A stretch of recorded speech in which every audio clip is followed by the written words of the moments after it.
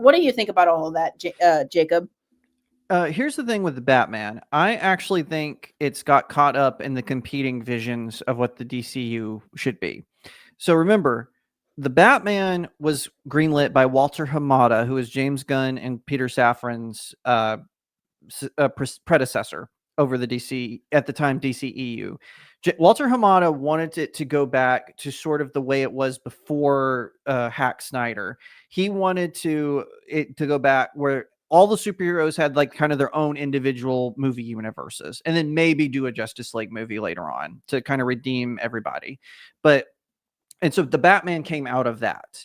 Right, that's what that was. It's a standalone. No other. They don't even have a Metropolis Easter egg in that film. So I think Matt Reeves does want to do the Batman trilogy. I think he wants. That's what he said. He wants this to be a trilogy. But I think it's getting caught up in that competing vision because James Gunn comes along and he wants to duplicate the Marvel process. So they won't be as dark as the stuff with Zack Snyder, but then it's also going to take it more serious. But yeah, I think that's what's going to happen. I think he's going to Walter Hamada it, where Walter Hamada drug out the production of Batgirl. Made the guys behind it rewrite the script 7 times, brought on a writer no one cared about, and then it tested poorly. The rough cut tested very poorly, and I think James Gunn is going to get ahead of it, and he's going to do this with the Batman too. He's going to drag it out. He's going to drag the pre-production out, exactly like you said. But I actually do think that I had heard before the Clayface rumor, I had heard that Matt Reeves wanted to adapt Hush. Because which would be fantastic if they did it correctly, because Hush is an amazing Batman story arc. That way he can have so many villains in it. Hush is a compelling villain. If they get a good actor to play him, it's fantastic.